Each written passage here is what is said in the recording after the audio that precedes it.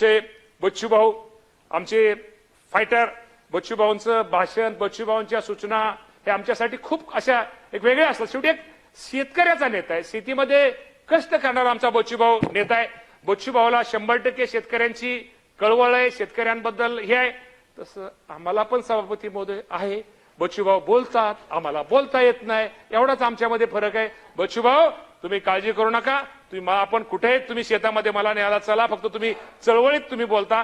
आम्ही आपलं थोडं जर असं सभापती महोदय थोडं हे बोलतो, पण काळजी करू नका, हे सरकार हे शेतकऱ्यांचं सरकार आहे, शेतकऱ्यांचं हित साधणारं सरकार आहे.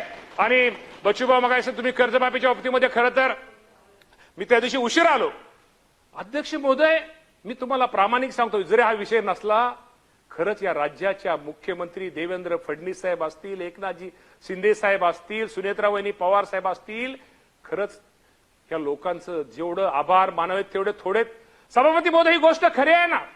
आज राज्यामध्ये आर्थिक परिस्थितीची अडचण असताना सुद्धा कुठलीही निवडणूक डोळ्यासमोर ना, आता कुठली निवडणूक डोळ्यासमोर नाहीये, कुठली निवडणूक नसताना सुद्धा या राज्यातील माझ्या 56 लाख शेतकऱ्यांसाठी साधारणतः 36,585 कोटी रुपये कर्जमाफ केले.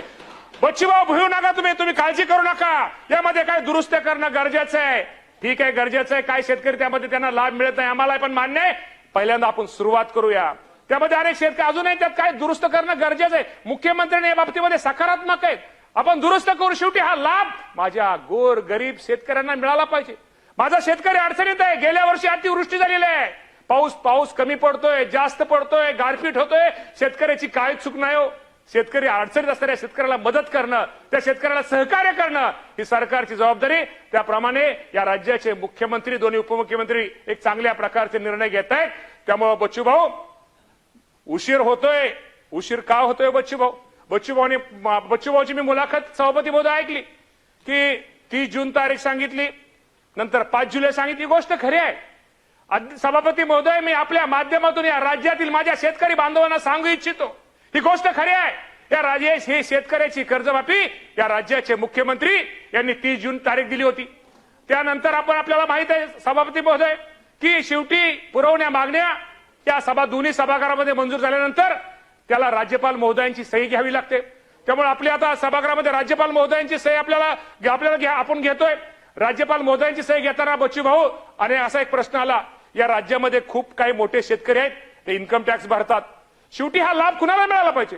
सभापती महोदय, हा लाभ गरीब शेतकऱ्यांना मिळाला पाहिजे. हे काही योजना मोठ्या शेतकऱ्यांसाठी नाहीये. त्यामुळे बच्चूभाऊ आयटी असणं, आपल्या इन्कम टॅक्स असणाऱ्या शेतकऱ्यांची यादी, बच्चूभाऊ आपण ती यादी यादीचं पत्र या राज्याचे मुख्यमंत्री देवेंद्र फडणवीस साहेब यांनी केंद्रीय अर्थमंत्री निर्मला सीतारामन यांना पाठवलेलं आहे. कदाचित रात्री किंवा आज रात्री त्याच्यावरती आपल्याला सगळा डेटा, जे इन्कम टॅक्स भरणाऱ्या शेतकऱ्यांचा डेटा प्राप्त होईल. त्यात आपल्याला लाभार्थी किंवा जे शेतकरी गरजू आहेत त्यांना आपल्याला ही कर्जमाफी द्यायची. त्यामुळे थोडा उशीर होतोय, पण माझ्या शेतकऱ्यांनी अजिबात काळजी करू नका. राज्याचे मुख्यमंत्री हे निश्चित प्रकारे आणि दोन्ही उपमुख्यमंत्री बाबतीमध्ये निश्चित प्रकारे निर्णय घेतील. त्याचप्रमाणे आमचे बच्चूभाऊंनी सांगितलं की एकल महिलांच्या बाबतीमध्ये त्यांनी मांडलं. बच्चूभाऊ, सदर कायद्यातील कलम 8(3)(e) एकल महिलांना विशेष सहाय्य कार्यक्रमाअंतर्गत मदत करण्याची तरतूद यामध्ये आहे. तसेच भूमिहीन महिलांना, आपण जो मुद्दा काढला, भूमिहीन महिलांना देखील शेतकरी प्रमाणपत्र आपण यामध्ये देणार आहोत, ज्यामधून त्यांना कौशल्य विकास व स्वयंरोजगाराच्या संधी या निश्चित प्रकारे उपलब्ध होतील.